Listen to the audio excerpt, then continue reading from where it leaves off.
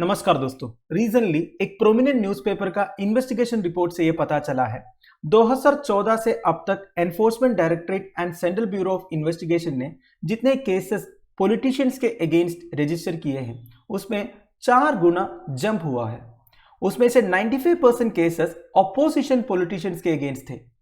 मतलब बीजेपी के ऑपोजिशन में जितने पॉलिटिशियंस है उनके अगेंस्ट हुआ है 95% of cases. CBI and ED के मेन टारगेट्स रहे हैं Trinamool Congress and Indian national Congress. अगर आप पिछले यूपीए सरकार के साथ कंपेयर करोगे तो 60% ऑफ केसेस ऑपोजिशन पॉलिटिशियंस के अगेंस्ट थे, पर 2014 से अब तक यह फिगर 95% हो चुका है।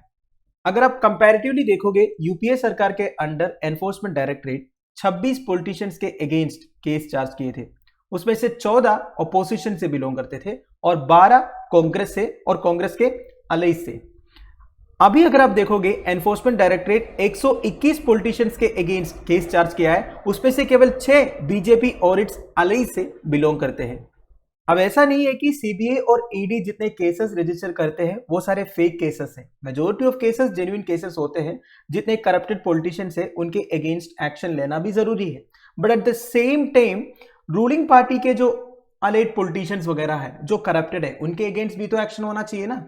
ये जो फैक्ट्स एंड फिगर्स हमें ये बताते हैं दोस्तों, 95% ऑफ केसेस अगर ऑपोजिशन पॉलिटिशियंस के अगेंस्ट हो रहा तो कुछ ना कुछ गड़बड़ है। अब अनफॉर्चुनेटली हमारे देश में मेजोरिटी ऑफ पॉलिटिशियंस जो है करप्टेड है। जब तक वो पावर में रहते हैं तब तक किसी को पता नहीं चलता, जब वो पावर से बाहर आते हैं तब लोगों को पता लगते हैं कि वो कितने करप्शन किया है अपने टेन्यूर में। कुछ केसेस में सीबीआई, ईडी, एनआईए जैसे एजेंसीज का जो इन्वेस्टिगेशन मेथड है वो इतना कन्विंसिंग नहीं है। For example, recent Delhi excise policy scam में मनीष सिसोदिया के अगेंस्ट एक्यूजेशंस हुए थे। अब तक उनके अगेंस्ट एक सॉलिड एविडेंस लीक नहीं हुआ है, कम से कम पब्लिक को कन्विंस करने के लिए।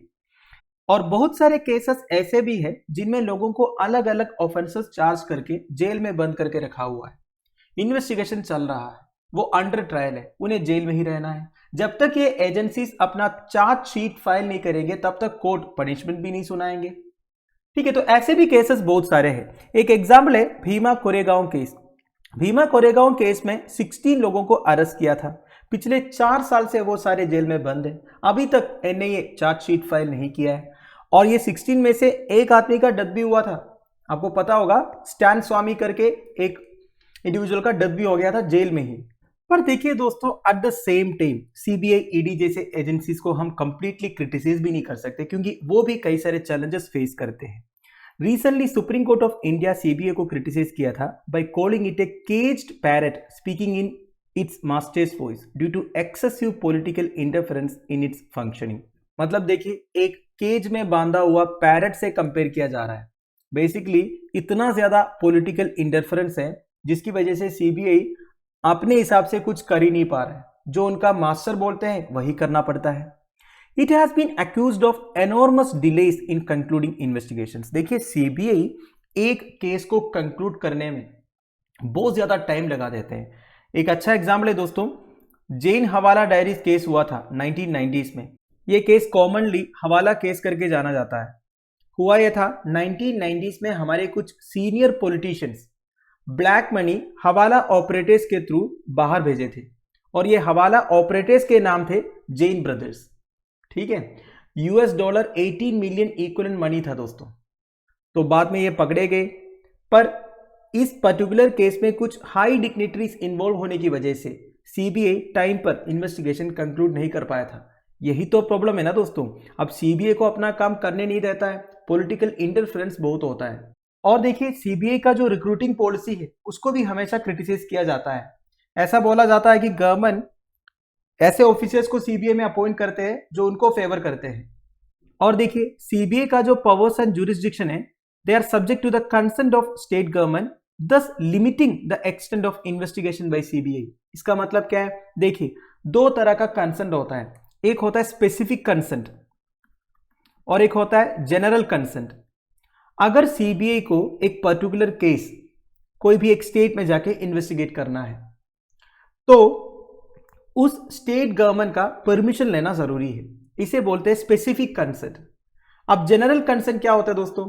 अगर स्टेट गवर्नमेंट जनरल कंसर्न देके रखा है, तो एक एक पर्टिकुलर केस के लिए सीबीआई को स्टेट गवर्नमेंट का परमिशन पूछने की जरूरत नहीं है।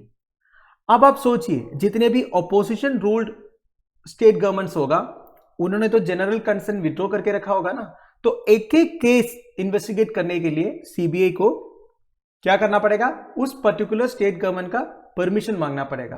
तो इससे सीबीआई कोई भी केस ठीक तरह से इन्वेस्टिगेट कर नहीं पाते हैं। नहीं तो सुप्रीम कोर्ट या हाई कोर्ट का ऑर्डर से भी ये काम चल सकता है।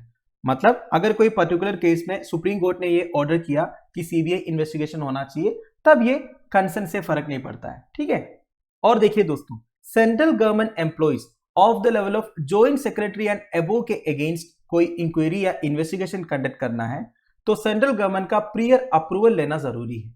अब देखिए दोस्तों, कोई भी एक हाई लेवल करप्शन केस, उसमें ऑब्वियस ही बात है जॉइंट सेक्रेटरी लेवल और ऊपर के लोग इन्वॉल्व होंगे। अब इनके अगेंस्ट इंक्वायरी या इन्वेस्टिगेशन कंडक्ट करना है तो सेंट्रल गवर्नमेंट का प्रियर अप्रूवल लेना है। एंड ये भी ऑब्वियस है दोस्तों, उस केस में पक्का कोई ना कोई एक सीनियर पॉलिटिशियन भी इन्वॉल्व होगा। तो ऐसे सिचुएशंस में सीबीआई क्या करेंगे, वो एकदम पावरलेस हो जाता है कि नहीं। अब अगर एनफोर्समेंट डायरेक्टरेट की बात करें तो इनका मेजर फंक्शन यह है दोस्तों, investigation of offences of money laundering and violations of foreign exchange laws. तो मनी लॉन्ड्रिंग के अगेंस्ट ऑफेंसेस को इन्वेस्टिगेट करने के लिए इनको अथॉरिटी मिलता है prevention of money laundering act से, और violation of foreign exchange laws के रिगार्डिंग इन्वेस्टिगेशन करने के लिए इनको अथॉरिटी मिलता है फॉरेन एक्सचेंज मैनेजमेंट एक्ट से। Now the main problem is ED cannot take an action suo motto. Suo motu मतलब अपने आप, एट ऑन अकॉर्ड। कोई ना कोई कंप्लेन करना चाहिए एक एजेंसी को या फिर पुलिस को कि इस तरह एक केस हुआ है, इसके बाद ईडी उस इन्वेस्टिगेशन को टेक ओवर करते हैं। अगर आप ईडी का कन्विक्शन रेट देखोगे under the prevention of money laundering act 2002, यह भी काफी कम है। कन्विक्शन रेट का मतलब क्या होता है, मतलब जितने लोगों को अरेस्ट करते हैं उनमें से कितने लोगों का कन्विक्शन होता है। 2014-15 से लेके 2021-22 तक का डाटा अगर आप चेक करोगे, 888 केसेस रजिस्टर हुए थे एनफोर्समेंट डायरेक्टरेट के अंडर, उनमें से केवल 23 केसेस वेयर अंडर कन्विक्शन। तो देखिए इतना कम है इनका जो कन्विक्शन रेट है। There is also a lack of clarity about ED's selection of cases to investigate. अब कौन कौन से केसेस ईडी सेलेक्ट करते हैं इन्वेस्टिगेट करने के लिए, इसमें भी कोई क्लैरिटी नहीं है दोस्तों। बेसिकली होता यह है ना, इसमें भी पॉलिटिकल इन्वॉल्वमेंट बहुत होता है। ईडी जितने केसेस इन्वेस्टिगेट करते हैं उसमें से मेजोरिटी हाई प्रोफाइल केसेस होते हैं, जिसमें हाई प्रोफाइल इंडिविजुअल्स भी इन्वॉल्व होगा। तो ऑब्वियस ही बात है, उन्हें सपोर्ट करने के लिए सीनियर पॉलिटिशियंस भी पहुंच जाएंगे। तो उस वजह से इन्वेस्टिगेशन वगैरह ठीक से हो नहीं पाता है और कन्विक्शन भी ठीक से हो नहीं पाता है।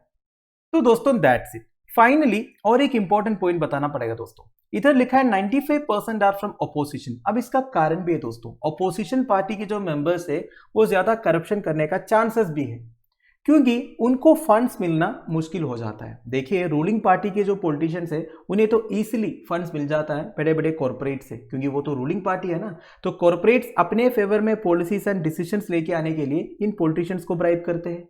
तो रूलिंग पार्टी के जितने सीनियर पॉलिटिशियंस वगैरह है, भले वो जूनियर पॉलिटिशियन भी हो, उन्हें किसी से फंड एक्सेस करना इतना मुश्किल नहीं है। वेरास ऑपोजिशन पार्टी के लिए ऐसा नहीं है। ऑपोजिशन पार्टी जाके कॉर्पोरेट से पूछोगे तो वो नहीं देगा पैसा, है कि नहीं। तो इसी वजह से ऑपोजिशन पार्टी से जो पॉलिटिशियंस होता है वो ज्यादा करप्शन केसेस में इन्वॉल्व होता है। तो कुल मिला के ये है दोस्तों, हमारे देश में करप्शन तो चलता ही रहेगा, बस वो करप्शन केसेस पकड़ा जाने के लिए दूसरी पॉलिटिकल पार्टी को पावर में आना पड़ेगा। जब दूसरी पॉलिटिकल पार्टी पावर में आएंगे तो वो प्रीवियस पॉलिटिकल पार्टी के करप्शन केसेस को सामने लेके आएंगे, फिर वो खुद करप्शन करेंगे, फिर उनके करप्शन केसेस को सामने लेके आने के लिए अगली पॉलिटिकल पार्टी को पावर में आना पड़ेगा। So this is a continuous process. System को सुधारने का एक ऑप्शन यह है दोस्तों, जितने भी हाई प्रोफाइल केसेस है, मतलब जिसमें करोड़ों रुपए इन्वॉल्व है, ऐसे केसेस को इन्वेस्टिगेट करने के लिए ऐसा एक सेंट्रल एजेंसी होना चाहिए जो कंप्लीटली इंडिपेंडेंट है, completely free of political interference. इस बारे में आपका क्या राय है, आप मुझे कमेंट बॉक्स में बता दीजिएगा। Thank you for watching, bye bye, have a nice day.